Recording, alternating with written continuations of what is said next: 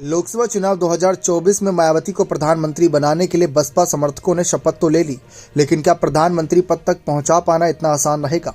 जबकि साल 2022 के विधानसभा चुनाव में सिर्फ एक सीट निकालने वाली बसपा इस समय लोकसभा चुनाव में मायावती को प्रधानमंत्री बनाने का सपना देख रही है। अब सपने को हकीकत में तब्दील करना है तो उस लिहाज से मेहनत भी करनी होगी। लेकिन एक तरफ एनडीए और इंडिया अलायंस की चर्चा हो रही तो वहीं बसपा को लेकर ज़्यादा चर्चा हो ही नहीं रही। बहुजन समाज पार्टी इस वक्त किसी बड़े मुद्दे के सहारे चुनावी मैदान में उतरती नजर नहीं आ रही है। सीट शेयरिंग से उनका कोई तालमेल नहीं, क्योंकि वह अकेले ही चुनावी मैदान में उतर रही हैं, तो इसीलिए इंडिया और एनडीए से कोसों दूर हैं। ऐसे में सभी सीटों पर प्रत्याशी उतारना उनके लिए फायदे की बात भी हो सकती है और नुकसान वह सामने वाली पार्टी को भी जरूर पहुंचाएंगे। लेकिन बात करें वह प्रधानमंत्री पद तक कैसे पहुंचेंगी, तो सबसे बड़ी चुनौती यही है कि उत्तर प्रदेश की 80 लोकसभा सीटों में से जितनी ज्यादा हो सके सीटें अपने पास यानी कब्जे में लाई जाएं। भले ही बिहार, हरियाणा, छत्तीसगढ़ इन राज्यों में भी प्रत्याशी उतारेंगी, अन्य राज्यों में बसपा अपना प्रत्याशी उतारेगी राष्ट्रीय पार्टी होने के नाते, लेकिन बसपा को सबसे ज़्यादा उम्मीद उत्तर प्रदेश से ही रहेगी। अब उत्तर प्रदेश में मायावती की तरफ से अभी तक ऐसा कोई बड़ा ऐलान नहीं हुआ, कोई बड़ा कदम नहीं उठाया गया, कोई ऐसा बड़ा मूवमेंट नहीं है जिसके सहारे उनको अच्छा खासा वोट मिले। दूसरी तरफ भाजपा राम मंदिर निर्माण का क्रेडिट लेकर वोट मांगती नजर आ रही है, साफ नजर आ रहा है। तो वहीं समाजवादी पार्टी पीडीए को उनका हक दिलाने की बात करके वोट मांगने में जुटी हुई है। अब इस बीच मायावती की बसपा कहां नजर आ रही है, सवाल यह है। मायावती ने अपनी पिछली कुछ हार को ईवीएम से जोड़कर जनता को कहीं ना कहीं ये बताया कि कैसे उनकी हार तो हुई, लेकिन वह हार हुई ही नहीं थी, ईवीएम की गड़बड़ियां थी। तो मायावती अपने आप को सेफ खिलात यहाँ पर रखती नजर आ रही हैं। लेकिन बात इस बार प्रधानमंत्री बनाने तक की है कि बसपा समर्थक कैसे वह मुकाम हासिल करेंगे, तो वह बहुत दूर नजर आ रहा है सपना। क्योंकि अभी देखा जाए तो बसपा को लेकर जो सर्वे दावा कर रहे हैं उसमें यही बातें निकलकर सामने आ रही है कि अगर आज लोकसभा चुनाव होते हैं तो बसपा को तो एक भी सीट नहीं मिल सकती, यानी कि बहुजन समाज पार्टी शून्य पर एक बार फिर से आ जाएगी, जैसा कि साल 2014 में भी देखने को मिला था। अब अगर ऐसा होता है तो प्रधानमंत्री बनाने की दूर की बात, अपनी पार्टी के किसी नेता को मंत्री पद तक नहीं दिला पाएंगे किसी गठबंधन के सहारे।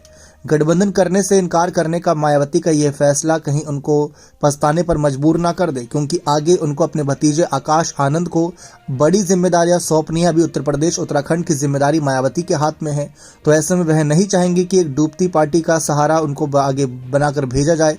आकाश आनंद के कंधों पर फिर और बड़ी जिम्मेदारियां आएंगी कि एक तो पार्टी अच्छा प्रदर्शन नहीं कर रही, उसके बाद उनको अच्छा प्रदर्शन भी करना है, चुनाव भी जीतना है, तो वह मायावती भी नहीं चाहेंगी। ऐसे में प्रधानमंत्री बनने के लिए उनको किसी बड़े मुद्दे के सहारे की किसी बड़े कहीं ना कहीं गठबंधन की आवश्यकता पड़ सकती है, ये साफ नजर आ रहा है। क्योंकि प्रधानमंत्री नरेंद्र मोदी की बीजेपी की अगर बात कर लें, भले ही साल 2014-2019 में उन्होंने अच्छा प्रदर्शन किया और अकेले दम से बहुमत की जितनी सीटें निकालनी थी उतनी निकाली। साल 2014 में 282 सीटें बीजेपी के खाते में गईं, साल 2019 में बीजेपी के खाते में 303 सीटें गईं। चाहते तो बहुमत की आवश्यकता उन्हें नहीं पड़ती, लेकिन फिर भी एनडीए अलायंस के सहारे वह आगे बढ़ रही हैं। भले ही 40-50 सीटों का योगदान बाकी पार्टियों के सहारे मिले, लेकिन बूंद बूंद से घड़ा भरता है। यही सहायता या तो मायावती किसी को कर सकती थी या फिर वह खुद आगे किसी से ले सकती थी। क्षेत्रीय पार्टियों का सहारा वह आगे ले रही हैं, जैसा कि हरियाणा से खबरें सामने आई हैं और छत्तीसगढ़ से कुछ खबरें हैं, पंजाब से खबरें हैं कि वह गठबंधन कर सकती हैं।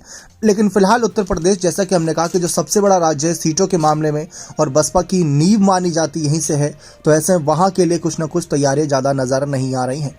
प्रधानमंत्री पद तक पहुंचने के लिए इस वक्त सबसे अच्छा अवसर बनना है, क्योंकि कई सारे ऐसे नेता हैं जो अपनी विश्वसनीयता खो चुके हैं।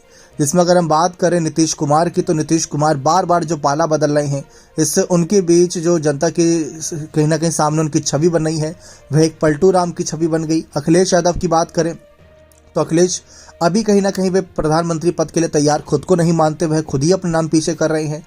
राहुल गांधी भारत जोड़ो न्याय यात्रा निकाले, जनता का प्यार मिल रहा है, लेकिन वह प्यार क्या प्रधानमंत्री पद तक पहुंचाने के लिए काफ़ी है? क्योंकि कांग्रेस पार्टी पर पहले भी परिवारवाद का आरोप लग चुका है। मल्लिकार्जुन खड़गे को आगे करते हैं तो दलित चेहरे में अगर किसी को आगे करना ही है तो इस वक्त में सबसे अच्छा विकल्प तो मायावती ही है। लालू प्रसाद यादव बुरे फंसे हुए हैं, उद्धव ठाकरे अपनी शिवसेना को ही समेट रहे हैं, एनसीपी में भी बड़ी जो फूट हुई थी उसको लेकर शरद पवार परेशान नजर आ रहे हैं। ममता बनर्जी को आगे करने से कांग्रेस तो कहीं मानेगी नहीं। वह बात साफ है कि ममता बनर्जी को प्रधानमंत्री पद के आगे करने के लिए अगर कांग्रेस हामी बहुत मुश्किल से ही भरेगी। अब जैसा कि आप देख ही सकते हैं कि मायावती को बार बार आग्रह किया जा रहा है कांग्रेस के द्वारा कि वह इंडिया अलायंस के साथ जुड़े। साल 2022 का विधानसभा चुनाव आप सभी को याद होगा।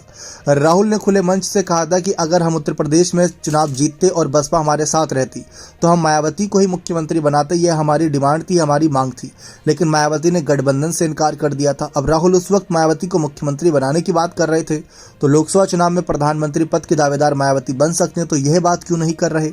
उस वक्त मायावती ने राहुल को करारा जवाब भले ही दिया था कि राहुल ने जो कुछ कहा गलत कहा, झूठ कहा, ऐसा कोई बात उनके बीच नहीं हुई थी। लेकिन अखिलेश ने तो कहा कि हम मायावती को प्रधानमंत्री पद के दावेदार के रूप में देखते हैं। कई और अन्य क्षेत्रीय पार्टियों ने भी कहा कि हम मायावती को प्रधानमंत्री के विकल्प के रूप में देखते हैं।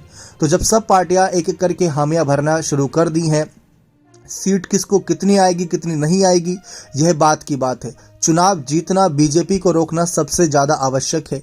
देखा जाए तो भीमराव अंबेडकर जी के संविधान बचाने की बात जो सबसे ज़्यादा करता है तो वह बहुजन समाज है। बहुजन समाज चाहता है कि बाबा साहेब भीमराव अंबेडकर का जो संविधान निर्मित उनका बनाया था उसमें कोई छेड़छाड़ या बदलाव ना हो। उस बात को सुनिश्चित बहुजन समाज के ही मुख्य नेता करे, जिसमें अब फिलहाल इस वक्त देखा जाए तो चंद्रशेखर आज़ाद रावण ज़्यादा मांग उठा रहे हैं मायावती के मुकाबले।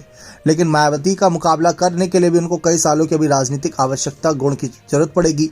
बात हम प्रधानमंत्री पद की कर रहे हैं तो इसमें काफ़ी कुछ उलटफेर हर रोज हो रहे हैं, हर रोज नए नाम सामने आ रहे हैं। कोई कह रहा है कि राष्ट्रपति इस समय महिला है, आदिवासी समाज से हैं, तो अगर हम पिछड़े समाज से ही किसी को आगे बढ़ाते हैं तो अन्य समाज को भी काफ़ी हौसला मिलेगा। किसी को कहना है कि एक ऐसे नेता को आय करना हो जो धर्मनिरपेक्ष हो, जिसकी सोच बिल्कुल धर्मनिरपेक्ष हो, जो सभी धर्मों को समान माने। इस समय मायावती, ममता बनर्जी ऐसे नेता हैं जो सभी धर्मों को समान मानते हैं, क्योंकि मायावती ने राम मंदिर निर्माण को लेकर साफ कहा था कि वह मंदिर का भी सम्मान करती है क्योंकि सुप्रीम कोर्ट के फैसले से बना, और बाबरी मस्जिद का भी सम्मान करती है क्योंकि सुप्रीम कोर्ट के द्वारा जो ज़मीन दी गई थी उसके फैसले से ही वहीं निर्माण होगा। तो सबका वह निर्माण करती हैं। एक ऐसी धर्मनिरपेक्ष नेता की आवश्यकता है। हाल ही में एक क्षेत्रीय पार्टी ने मांग की थी कि मायावती ने अपनी सरकार में हर जाति बिरादरी को सबको मौका दिया था, तो हमारी मांग है कि मायावती को हमें मौका देना चाहिए कि मुख्यमंत्री के अलावा प्रधानमंत्री पद पर वह कितना बेहतर करते हैं। लेकिन जैसा कि आप देख रहे हैं, मायावती की राजनीति सोशल मीडिया तक सीमित रह गई है। कोई भी बड़ा मुद्दा लेकर जनता के बीच ना जाना उनको नुकसान पहुंचा रहा है, और वही नुकसान आगे आने वाले वक्त में आकाश आनंद को भी उठाना पड़ सकता है। इस बात को मायावती को सुनिश्चित करना होगा कि अगर बसपा किसी के हाथों में जाएगी तो वह एक ऐसे हाथों में जाए और ऐसे समय में जाए जब बसपा एक अच्छी पोजीशन में हो। अब लोकसभा चुनाव 2024 में जहां राम मंदिर निर्माण और पीडीए ये फॉर्मूले के ये मुद्दे बहुत गरमाए हुए हैं, इस बीच बसपा का कोई बड़ा मुद्दा फिलहाल तो नजर नहीं आ रहा। अब बिना मुद्दे के अगर चुनावी मैदान में मायावती उतरती हैं तो जनता का कितना समर्थन पाएंगी, कितना प्यार पाएंगी, कितना वोट पाएंगी। भले ही मायावती ये कह दे कि ईवीएम की गड़बड़ी की वजह से पिछले कुछ चुनाव में हमें हार मिली, लेकिन आप सब भी जानते हैं कि ऐसा नहीं है, कि बिल्कुल ही निराशा झेल रहे हैं विपक्ष। कई राज्यों में कांग्रेस की सरकार बनी, कई राज्यों में गिरी भी बिगड़ी भी बात बनते बनते। लेकिन ईवीएम एक अलग मुद्दा हो सकता है, लेकिन सबसे बड़ा मुद्दा है कि आपकी मेहनत कितनी नज़र आ रही है। अब आप बताएं कि मायावती की बसपा की क्या मेहनत फिलहाल आपको अभी नज़र आ रही है, तो अपनी राय कमेंट सेक्शन में जरूर दीजिएगा। बहुत बहुत धन्यवाद।